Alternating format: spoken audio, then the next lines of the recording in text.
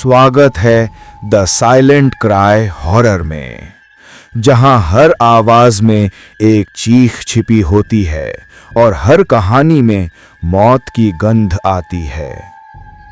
आज की कहानी कुछ ऐसी है जो आपको रात को अकेला नहीं रहने देगी, क्योंकि आज की कहानी का नाम है 12:07 का फोन कॉल।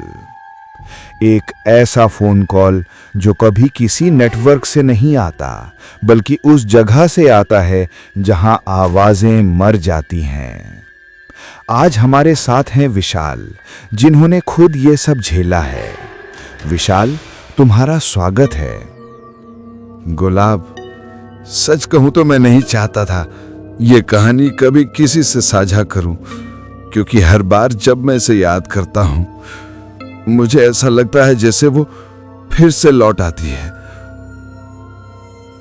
वो जो मर चुकी है पर अब भी किसी के फोन पर जिंदा है। वो कौन थी विशाल, और ये सब कब शुरू हुआ? करीब 2 साल पहले की बात है। मैं उस वक्त साकेत के एक पुराने हॉस्टल में रहता था। हॉस्टल बाहर से देखने में बिल्कुल आम लगता था, पर अंदर का माहौल कुछ और ही था। दीवारों में दरारें, छत से झूलते तार, और सबसे डरावनी बात, हर रात 12:05 से 12:10 के बीच में तीसरी मंजिल का कॉरिडोर अचानक ठंडा हो जाता था, जैसे वहां किसी ने एसी नहीं बल्कि मौत चालू कर दी हो। मैं रूम नंबर 307 में रहता था। उस रात बाकी सब अपने रूम में सो चुके थे। बाहर सन्नाटा था। बस खिड़की के पास पेड़ की डाल पर लटकता एक स्ट्रीट लाइट झिलमिला रही थी। पंखा धीरे धीरे घूम रहा था और मैं मोबाइल में स्क्रॉल कर रहा था। घड़ी ने 12:07 बजाए और तभी फोन वाइब्रेट हुआ। स्क्रीन पर लिखा था अननोन कॉलर।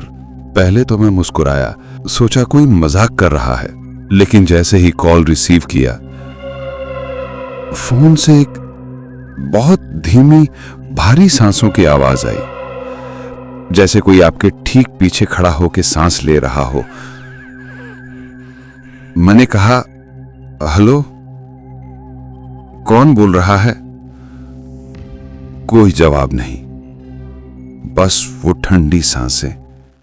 फिर कुछ सेकंड बाद बहुत धीमी आवाज में एक लड़की बोली, तुमने मेरा फोन क्यों नहीं उठाया उस रात?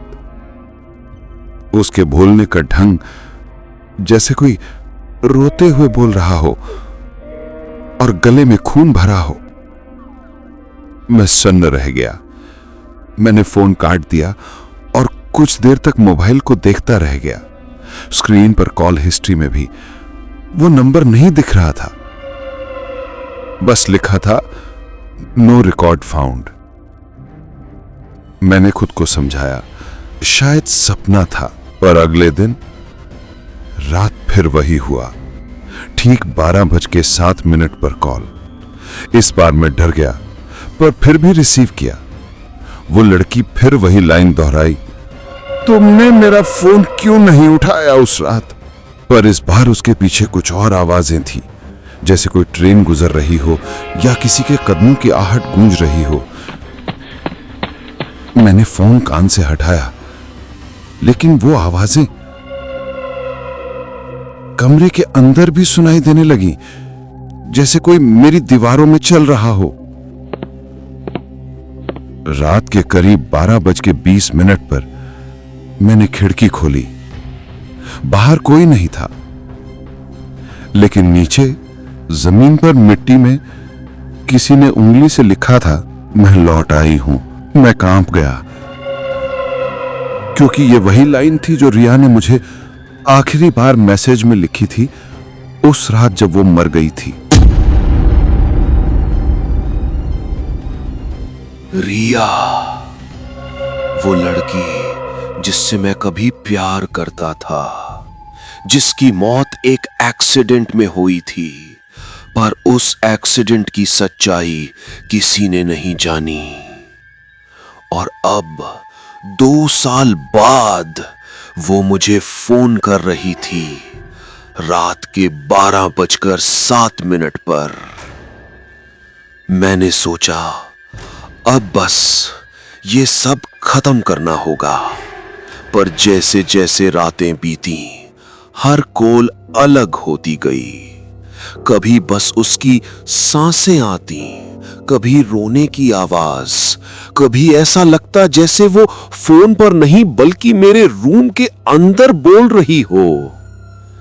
एक बार तो मुझे साफ सुनाई दिया, मैं तुम्हारे पीछे हूं विशाल।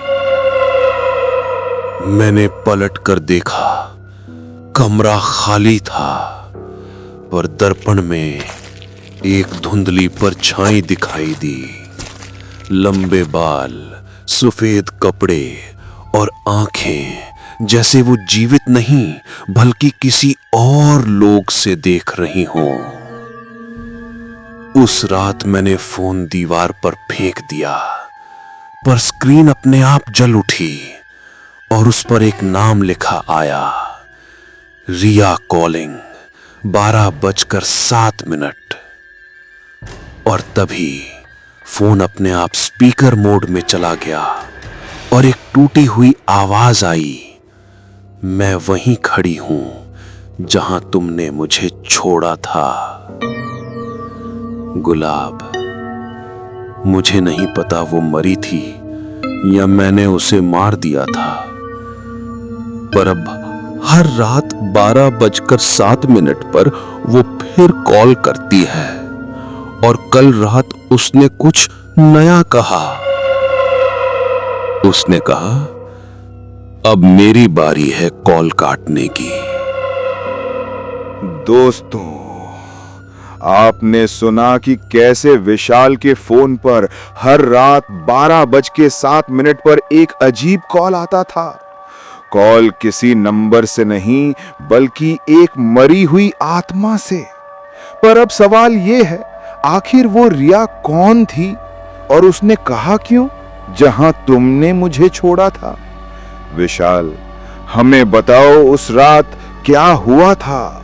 गुलाब, वो रात मेरी जिंदगी की सबसे डरावनी और गंदी याद है। रिया और मैं 3 साल से साथ थे। वो हंसमुख, जिंदा दिल लड़की थी। पर उस रात हमारे बीच झगड़ा हुआ, बहुत बड़ा झगड़ा। वो मुझसे मिलने आई थी। मेरे हॉस्टल के पास सड़क किनारे पुराना बस स्टॉप था जो अब बंद पड़ा था। वो रो रही थी और मैं गुस्से में था। मैंने उस पर चिल्लाया, रिया, अब बस करो, सब खत्म है। वो मेरी आंखों में देख रही थी और बोली, अगर मैं चली गई तो तुम कभी चैन से नहीं रह पाओगे। मैंने गुस्से में मुड़कर बाइक स्टार्ट की और चला गया। पीछे मुड़कर देखा भी नहीं। वो रात अंधेरी थी, बारिश हो रही थी। कुछ दूर जाकर मुझे लगा जैसे किसी ने मेरा नाम पुकारा, विशाल, पर मैंने मुड़कर नहीं देखा। सुबह अखबार में खबर थी, एक युवती की लाश रेलवे ट्रैक के पास मिली। वो रिया थी। लोगों ने कहा उसने आत्महत्या कर ली, पर मैं जानता था कि वो कॉल करने आई थी और मैंने कभी रिसीव नहीं किया। 12:07 पर उसका आखिरी कॉल आया था जो मैंने नहीं उठाया। वो आखिरी बार थी जब उसने मेरी आवाज सुनी थी, और शायद अब वो हर रात उस कॉल को पूरा करने लौटती है। क्या तुमने कभी सोचा वो आत्मा क्यों लौट रही है? बदला या अधूरा प्यार? पहले लगा वो बस याद दिला रही है, पर अब लगता है वो मुझे सजा दे रही है, क्योंकि अब वो कॉल सिर्फ फोन तक नहीं रुकती, अब वो हर जगह आती है। कभी दीवार पर मोबाइल की स्क्रीन जैसी नीली रोशनी झिलमिलाती है, कभी वॉशरूम के शीशे पर किसी ने उंगली से लिखा होता है 12:07। और कल रात तो हद हो गई गुलाब। रात के 12 बजे मैं जाग गया था। बाहर जोरों की बारिश हो रही थी।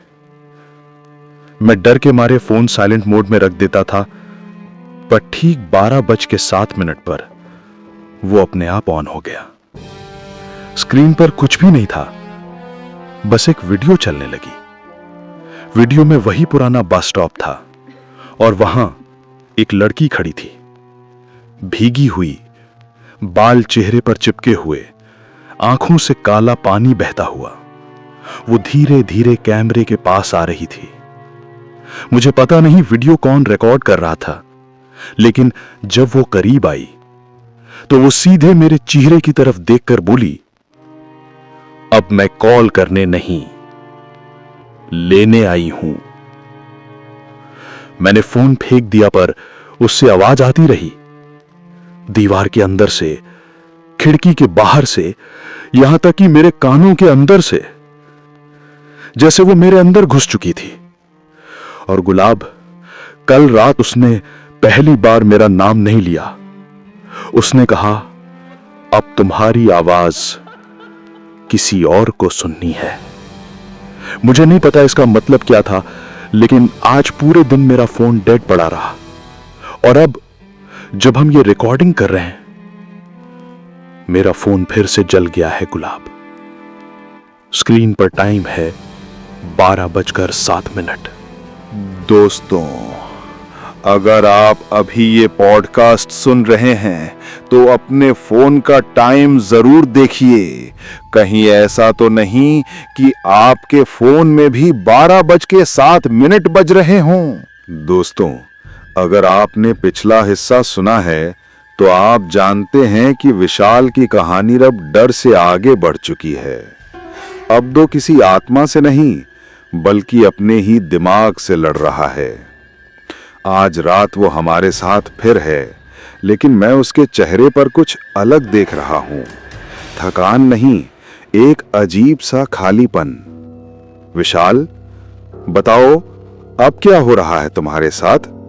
गुलाब, अब मुझे यकीन नहीं रहा कि मैं जिंदा हूं या नहीं। अब वो कॉल सिर्फ रात 12:07 पर ही नहीं आता, अब दिन में भी सुनाई देता है। कभी बाथरूम में पानी टपकता है तो उसमें वो आवाज गूंजती है, कभी किसी अजनबी के मोबाइल से वही सांसें आती हैं। मुझे लगता है रिया फोन से नहीं बोलती, वो मेरे अंदर से बोलती है। मैं जब बोलता हूं तो कभी कभी उसकी आवाज मेरी आवाज में बदल जाती है। कभी कभी मैं खुद को आईने में देखता हूं तो मेरा चेहरा नहीं, रिया का चेहरा दिखता है, भीगा हुआ, बेजान, और आंखों में वही सवाल, तुमने मेरा फोन क्यों नहीं उठाया था उस रात? गुलाब, अब मैं खा नहीं पाता, सो नहीं पाता, क्योंकि जैसे ही आंखें बंद करता हूं वो वही बस स्टॉप दिखता है। बारिश की बूंदें गिरती हैं और मैं देखता हूं कोई खड़ा है। वो धीरे धीरे पास आती है और जब वो बोलती है तो उसकी आवाज मेरे कानों से नहीं, मेरे दिल के अंदर से आती है। क्या तुम्हें किसी डॉक्टर से बात की विशाल, या किसी पंडित से? हाँ, किया था।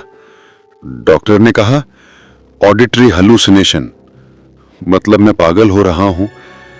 लेकिन फिर मैंने उसे भी फोन दिखाया। वो कॉल लॉग देखकर डर गया। हर रात 12:07 मिस्ड कॉल, लेकिन कॉलर आईडी पर कोई नंबर नहीं, बस एक शब्द लिखा था, शी। पंडित ने कहा ये आत्मा नहीं छोड़ेगी, क्योंकि उसका अंत अधूरा है। वो तब तक नहीं जाएगी जब तक मैं उस जगह वापस नहीं जाता जहां से ये सब शुरू हुआ था। रेलवे ट्रैक के पास वो पुराना बस स्टॉप, मैं वहां गया गुलाब। वो जगह अब खंडहर बन चुकी थी। पेड़ों की जड़ें दीवारों में घुस गई थी। रेलवे ट्रैक पर जंग लगी थी। मैंने सोचा सब खत्म हो जाएगा अगर मैं वहां जाकर माफी मांग लूं। मैंने जमीन पर फूल रखे और कहा, रिया मुझे माफ कर दो। और उसी पल हवा रुक गई, पत्ते ठहर गए और किसी ने मेरे कंधे पर हाथ रखा।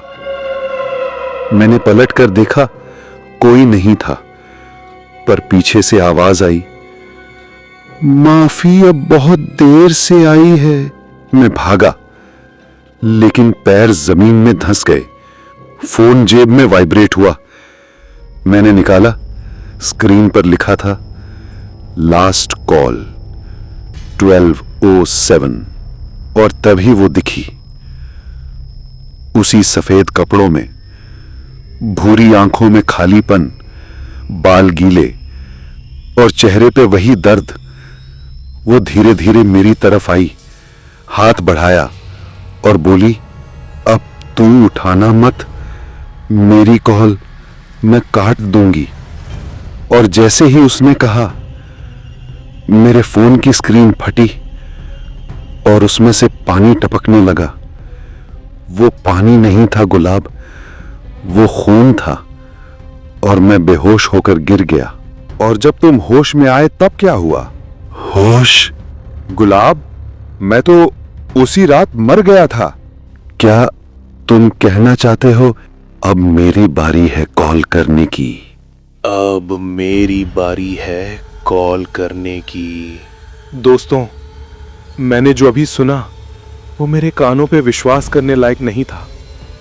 विशाल या रिया, उनकी आवाज अब मेरे सामने मौजूद थी, लेकिन मैं देख सकता था कमरे में कोई नहीं, सिर्फ अंधेरा और फोन की स्क्रीन की हल्की नीली रोशनी जो एक मृत आत्मा की आंखों की तरह चमक रही थी। अब मेरी बारी है कॉल करने की। मैं तुम्हें चेतावनी दे रहा हूं, अगर तुम भी सुन रहे हो तो कभी भी 12:07 के आसपास अपने फोन को ना छुओ। ये उन सभी की कहानी है जिनकी मौत अधूरी रही। जो आत्माएं पीछे रह गई हैं, वे बस कॉल के जरिए लौटती हैं, और एक बार जब वे कॉल करती हैं, तुम्हारी जिंदगी कभी पहले जैसी नहीं रहती। विशाल, तुम्हारे साथ जो हो रहा है वो क्या सच में आत्मा है या तुम्हारा मन? गुलाब, अब मैं खुद नहीं जानता। कभी लगता है ये मेरा मन है जो अपराध बोध से पागल हो गया। कभी लगता है ये रिया की आत्मा है जो अब खुद को पूरी कर रही है। कल रात जब मैं सोने की कोशिश कर रहा था, मेरे कमरे की दीवार से आवाज आई, तुमने मुझसे वादा तोड़ा, अब मैं तुम्हें ढूंढूंगी। मैंने पलट कर देखा, कोई नहीं था, पर फिर भी मेरे कानों में खून की बूंदों जैसी आवाजें गूंज रही थीं।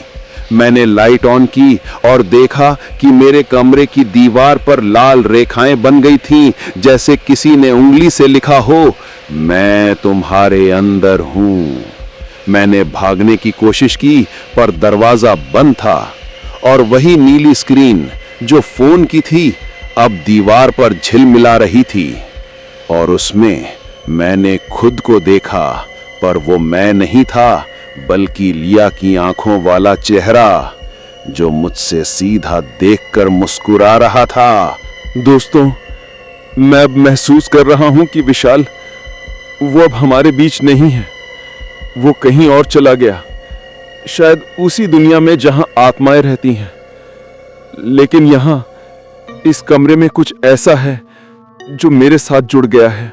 गुलाब, अगर तुम सच में इस रिकॉर्डिंग को श्रोता तक पहुंचाना चाहते हो तो उन्हें चेतावनी देना, कभी भी 12:07 पर फोन न उठाना, क्योंकि जो कॉल आती है वो सिर्फ अधूरी आत्मा की नहीं, वो मौत की कॉल होती है।